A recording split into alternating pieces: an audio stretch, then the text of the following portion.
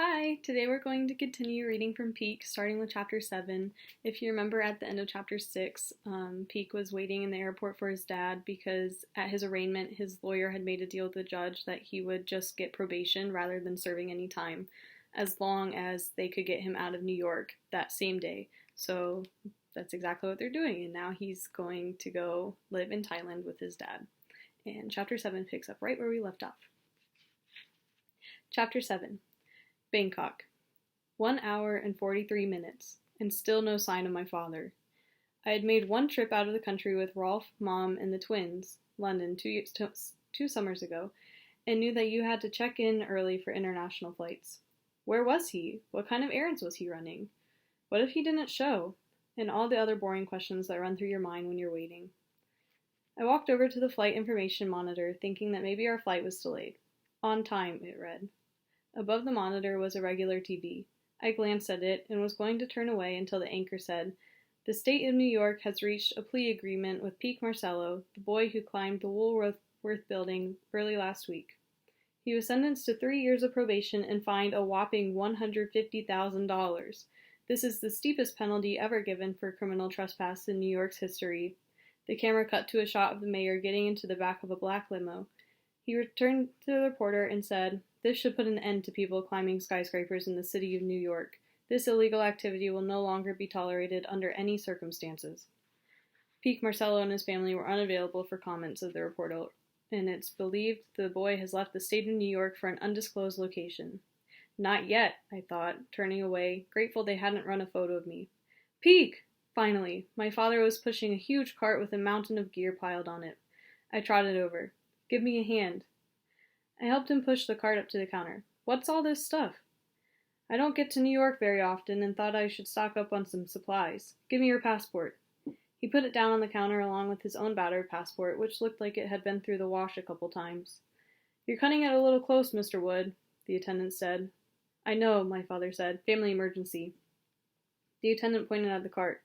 "This exceeds your baggage limit." My father took a credit card out of his pocket. "Just put it on this." By the time we had everything checked, we had only minutes to catch the flight. We were the last ones down the jetway.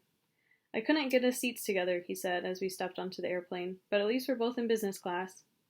He pointed out my seat, then took his own, which was 3 rows behind me, and that's the last time I talked to him for 13 hours. We had a 3-hour layover at the Narita airport near Tokyo, but I didn't get a chance to talk to him there either, because he spent the entire time on his cell phone speaking in what sounded like Chinese, but it could have been Thai or Nepalese as far as I knew. He was still jabbering on the phone when we boarded the plane for Bangkok, where I was disappointed again to see that we were in separate rows. Another 6 hours passed. On the way to customs in Bangkok, I finally caught him between calls. "I'm really sorry about this, Dad, you having to come all the way to the States, the money, being stuck with me." "Whoa," he said, holding up his callous climbing hand. "First, you don't have to call me Dad. I don't deserve the title. For the time being, let's pretend I'm your big brother. Just call me Josh like all my friends do. Second, don't worry about the money. Rolf and your mom put a big chunk of change in. I'll get my portion back. And finally, I'm not stuck with you. I couldn't be happier to have you with me. I just haven't had much time to show it because I'm trying to put something together." "What?" I asked. "A surprise, but in the meantime, no worries." We continued down towards customs, where there was another little problem. I didn't have a visa to enter Thailand. My father, Josh, took my passport and disappeared into a room with a couple of customs officers and came back out 10 minutes later. "We're in the clear," he said, hurrying through the airport towards the terminal, bypassing baggage claim. "What about your gear?" "We'll get it tomorrow. No worries." Outside, we climbed into the back of a cab.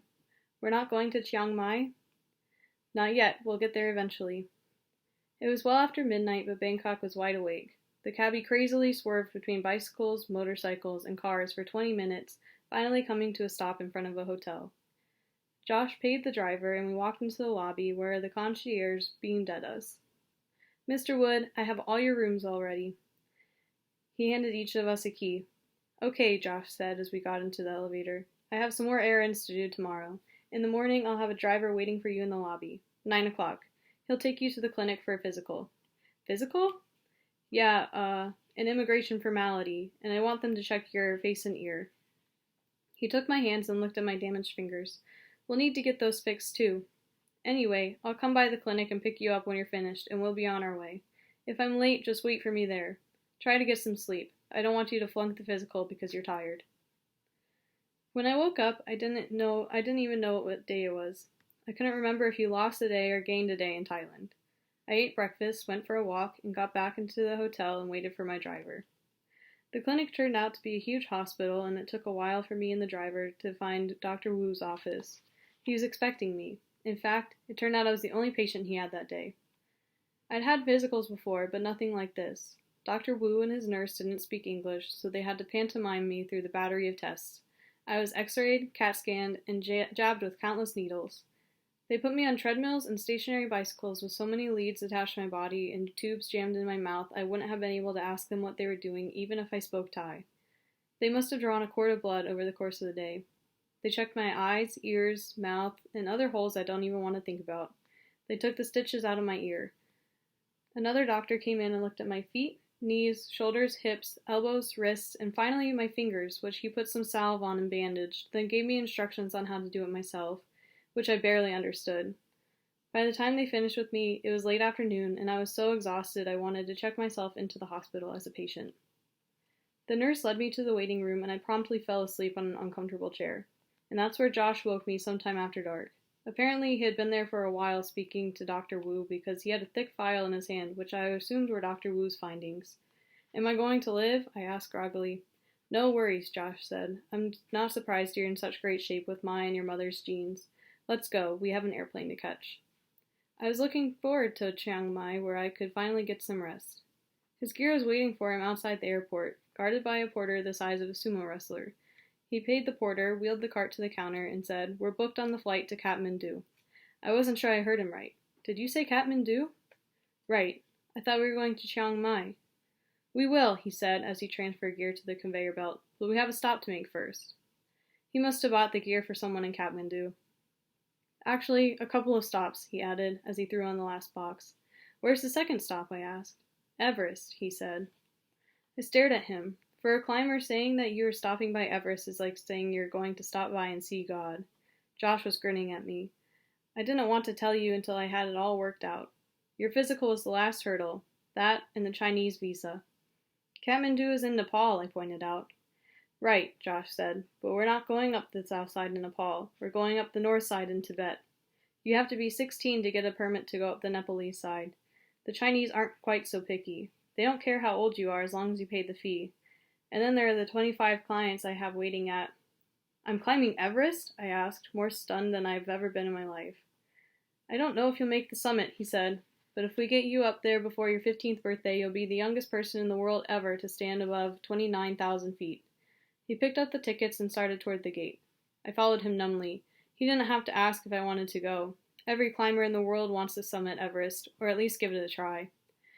On the airplane, Josh waved to me in the window seat and sat down in the seat next to mine. The plane backed away from the jetway. Does Mom know about this? I asked. No. But I'll give her a call. No worries. Chapter 8. The Summit Hotel. When the message about my arrest reached Josh, he had been in Tibet on his way to base camp on the north side of Everest. With him were 25 clients, 15 Sherpas, and about 50 porters in their yaks. 12 of the clients were trying for the summit. The other 13 had signed up for one of the 4 lower camps along the northern route. The higher you climbed, the more it cost. I caught a truck heading back to Kathmandu and sent the others on to base camp, he explained. That's why I've been rushing around. I don't want to lose my acclimatization, and I need to get back to my clients. They weren't too happy about me abandoning them on the way to the mountain. Thanks again for bailing me out, I said. Forget it, he said, leaning his seat back and pulling his cap over his eyes. Within a minute, he was sound asleep. Why had he done it? That was the question bouncing around in my jet-lagged brain. He was my father, but that was a technicality more than a fact.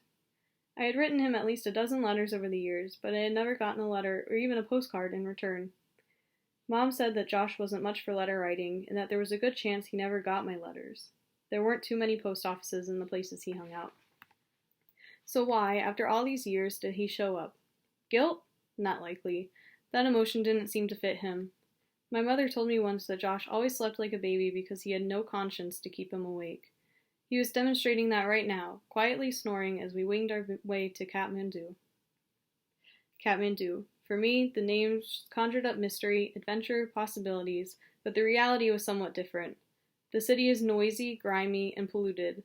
My eyes burned and I started choking as soon as we stepped outside the airport. Takes some getting used to, Josh said, as our taxi sputtered into an unbroken line of traffic. You'll be staying at the Summit Hotel. Me?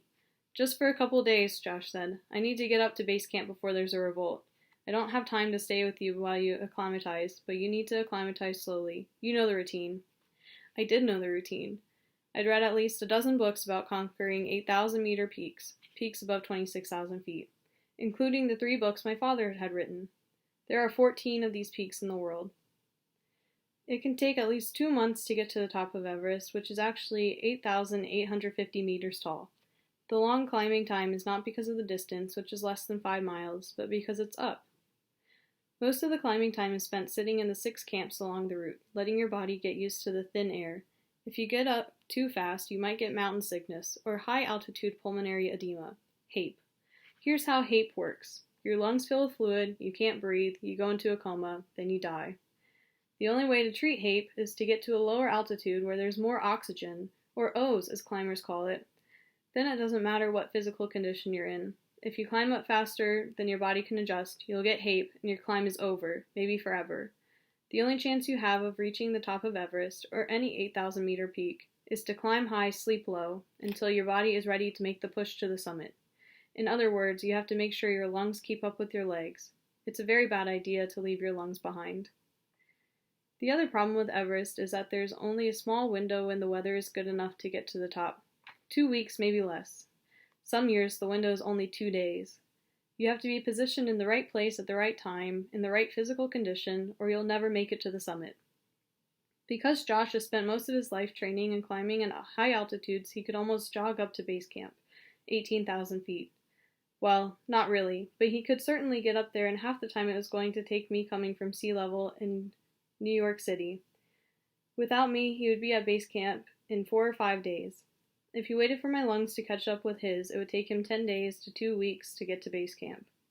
What he hadn't explained was how I was going to get to Tibet on my own, and he didn't get a chance to tell me right then because the taxi had just pulled into the courtyard of the Summit Hotel, where we were immediately surrounded by a swarm of laughing, smiling Nepalese. Hotel staff, he said. They obviously knew he was coming and were overjoyed that he was there. We got out and he introduced me. Not speaking Nepalese, I didn't know if he told them that I was his son or his little brother. Regardless, by their expressions, they were very happy to make my acquaintance. They unloaded the gear and we followed him into the lobby, where we encountered more pandemonium, this time from the guests. Women, men, trekkers, mountain climbers, old and young, gathered around Josh like he was a rock star, no pun intended. He signed autographs and answered questions until the concierge, politely but firmly, dispersed the crowd. Please, please, Mr. Wood needs to rest after his long journey. Mr. Wood had no intention of resting. When we got to the room, he started sorting through the gear and stuffing what he wanted into his backpack. You're leaving now? I asked, trying not to sound too whiny. Have to. The last thing he jammed into his pack was a box of energy bars. I didn't say what about me, because there's no way to say this without sounding pitiful, so I just stared at him. Zopa will be taking you up to base camp, he said. Aside from myself, he's the only one I trust to do it. He knows all about you. Who's Zopa, and how does he know about me? He sat down on the edge of the bed. Zopa used to be Sirdar. You know what that is? Head Sherpa, I said. Sherpas are mountain people who live on the slopes of the Himalayas. Without them and their climbing skills, no one would get to the summit of Everest. Right, Josh said. Zopa got me to the summit of Annapurna the day you were born. He was there when Terry called and gave me the news. Since then, he's asked me about you every time I've seen him. Bugging me, really, saying that it's not good for a father to neglect his son. Obviously, Josh had not listened to him. Zopa stopped climbing years ago, he continued. He's a Buddhist monk now. He lives at the Indrayani temple. The Lama there has given him permission to forego his vows for a few weeks to take you up to base camp. Forego his vows? It's not a big deal as it sounds. I don't know all the details, but leading you to base camp was considered to be auspicious, meaning the right thing to do. Josh smiled. And I'm sure the donation I made to the temple didn't hurt. They're a little strapped for money. So, Zopa is okay with this? Absolutely. He's curious about you. And he didn't say this, but I think he's getting kind of bored with being a monk. What's he like? Cagey, Josh said with a smile. If he agrees to do something, he'll do it, but he may not be doing it for the reason you think he's doing it, and he'll never let you in on why he's actually doing it. Huh? Josh was beginning to sound like Paula and Patrish. It's hard to explain, he said. You never know what Zopa's real motivation is. I asked him to take you up to base camp. He said he would, but he's not taking you up there just to do me a favor or because I gave money to the temple. There's another reason, more likely half a dozen reasons, that he agreed to do it, and you and I will probably never know what all of them are. It was a sad day when he retired, I can tell you that. He's been on the summit of Everest more than any other human being. At least that's the rumor. Zopa says he can't remember how many times he's reached the top, but I think he knows exactly how many times he's been. He speaks perfect English, and although he doesn't talk very much, when he does, you need to listen very carefully to what he's saying. The Sherpas do. A lot of them drop by the temple before they climb to have him do a reading. If he tells them not to go, they won't go up, no matter how much money we offer them. How do I get in touch with him? He'll come by in a day or two. In the meantime, you need to sort through this gear. Most of it is yours, and you'll need all of it to get up the mountain. I wasn't sure on the sizes, but if something doesn't fit right, tell Zopa and he'll swap it out at one of the shops downtown. He looked at his watch. I'd better get going. He started toward the door and stopped. Charge whatever you eat at the restaurant to the room. Do you have any cash? I shook my head. He took out a thick wad of money and peeled off several bills. It's not as much as it looks like. 7,000 rupees is about $150 in the U.S. I took the bills and set them on the dresser. I'll see you in a couple of weeks, Josh said. Maybe less if Zopa thinks you're ready. Oh, before I leave town, I'll call your mom and tell her you're okay. I interpreted this to mean that he would call and lie to her about where we were and what we were doing. Better him than me. Enjoy the trip, he said, and with this, he was gone. I stood there for a few seconds staring at the door. My head was kind of spinning, but it wasn't from altitude. I think it was Josh's energy that was making me dizzy. There was a light tapping on the door, so faint I barely heard it. I opened it. It was the concierge. He gave me a slight bow. I will turn down your bed. He wove his way through the junk as if it weren't there, pulled the comforter back, and fluffed the pillows. When he finished, he looked at the window. The curtains were drawn. This will not do, he said. You're missing the setting of the sun. He pulled the curtains back with a flourish. Behind them were the Himalayas, washed in orange and pink light. They were much bigger than I had ever imagined. That's the end of Chapter 8. We will continue reading with Chapter 9 in the next video.